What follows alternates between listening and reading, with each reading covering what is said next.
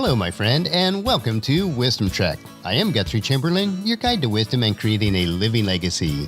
Thank you for joining us for our 5-day-per-week Wisdom and Legacy Building podcast. This is day 413 of our trek, and today is Philosophy Friday. Every Friday, we will ponder some of the basic truths and mysteries of life and how they can impact us in creating our living legacy. Today, along our trek, we will discover some practical guidelines that will assist you in preparing for and living each season of your life to the fullest so that you will succeed even through the winters of life. We are broadcasting from our studios at Home 2 in Charlotte, North Carolina. It continues to be a warm summer here in Charlotte area and has also been warmer than usual both in Ohio and Arizona where we've spent some time. So it is nice to be able to work most of the time indoors. It has been a busy week of activities, but this evening 3 of our children will be over for dinner, so that should be a great time together. As we get together, it is a time for sharing and learning more about life's lessons. And on today's trek, we will explore some of those lessons in life on a trail called The Practical Principles and Guidelines for Life. Here are some practical principles and guidelines that will help you to maximize each season of your life. They are not in any particular order, but they are all gems that will make a huge difference in your season of life long term. So let's get started discovering these gems. So here we go on our trek for today. Never spend more than you make.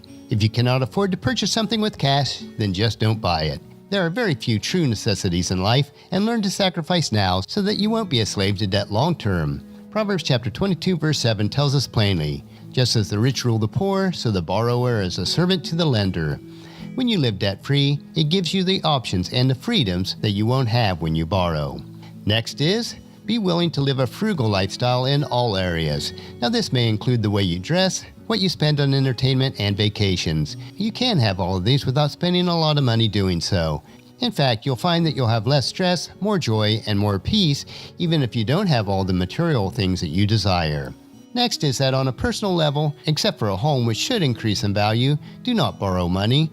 Even with a home, only purchase what you need and can afford, including allowances for repairs, maintenance, and yearly fees and taxes, because these things will occur.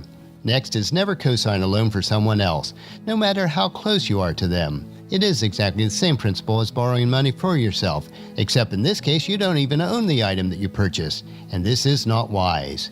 Next is to realize that the purpose of transportation is to get you to and from locations. If at all possible, pay cash for a vehicle. If not, only purchase a very basic transportation, not the car that the dealer thinks you can afford, because their sole purpose is to sell cars and to make a profit. Next thing to consider is be willing to give up habits that are not only costly but usually not good for you. Now these things may include drinking, smoking, gambling, even on lottery tickets, overeating, and impulse purchases. These seemingly small purchases can add up to thousands of dollars per year. Be willing to make small sacrifices now so that you will have options in the future. The next advice is to don't use credit cards. And the only exception to this that I feel is valid is that if you have the discipline to use them as a cash card and you get some sort of earning bonus from using them. The rule here is that you have the money in the bank to cover all your purchases and you pay them off in full every month. No exceptions. And if you currently do have credit card debt, pay them off as soon as possible and don't use them again. Throw them out so that you won't even be tempted. The next piece of advice is to create a budget and stick to it. To be prepared for all seasons of life and to survive the winter seasons, you must plan ahead and stick to your plan. Next is, if you are currently in debt, stop all non-essential spending until the debt is paid in full. Make sure that you're honest with yourself on what is essential and what is not. There are very few expenditures in life that are truly essential. Now this may mean that you need to cut out cable, have a limited phone plan, and limited internet.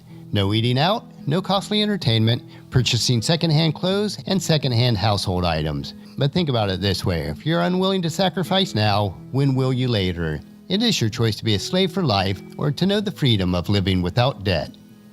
The next is very important. Change your vocabulary from spending to investing, and it will change how you view purchases. Investing should bring a good return, spending never does. So when you think about spending money on something, is it a wise investment to do so?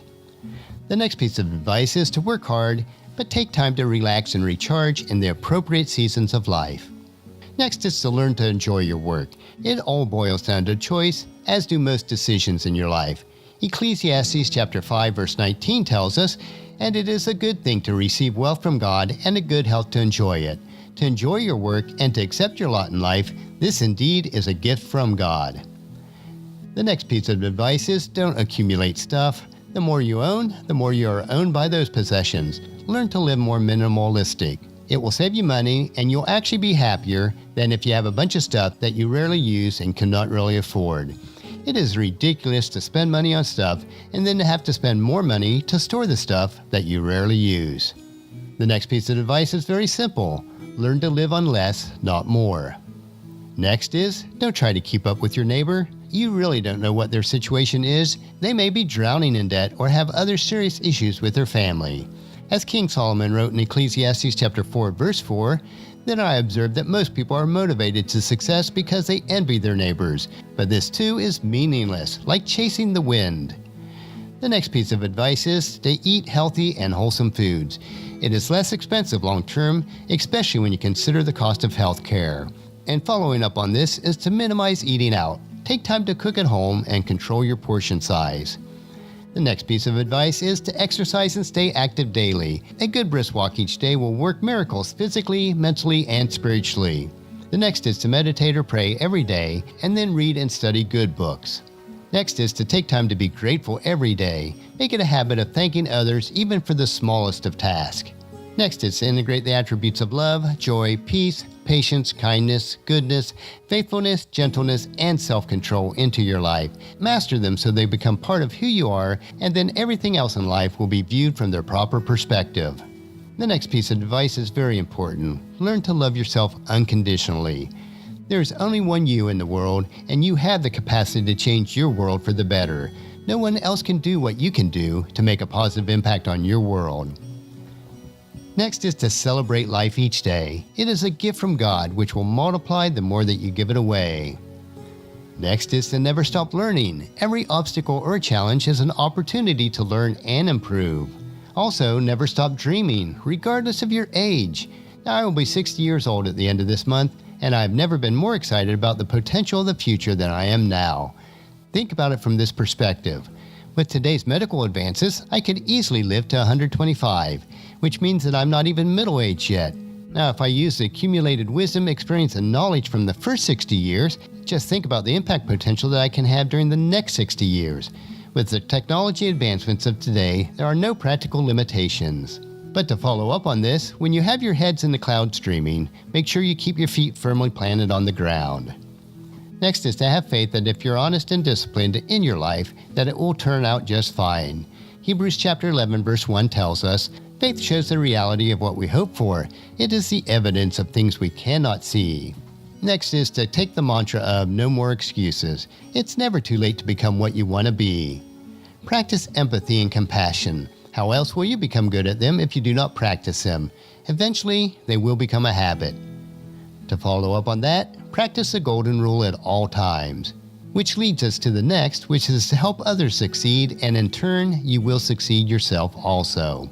And with that, don't criticize or become negative. Life is too short to live negatively. And lastly, a point I want to bring forth is to take time to laugh, to stop and smell the roses, to enjoy the journey of life. You only have one life to live, so enjoy each day. I have a simple plaque that Paula's Aunt Pauline gave me many years ago when she noticed how much and hard I work, and it hangs in my office. Now I have to read it occasionally to get me back on track, and this is what it says. If you keep your nose to the grindstone rough and keep it down there long enough, in time you'll find there's no such things as brooks that babble and birds that sing. Then these three things will your world compose, you, the stone, and your worn-out nose. Now, the older and wiser I become, the more this poem really means to me.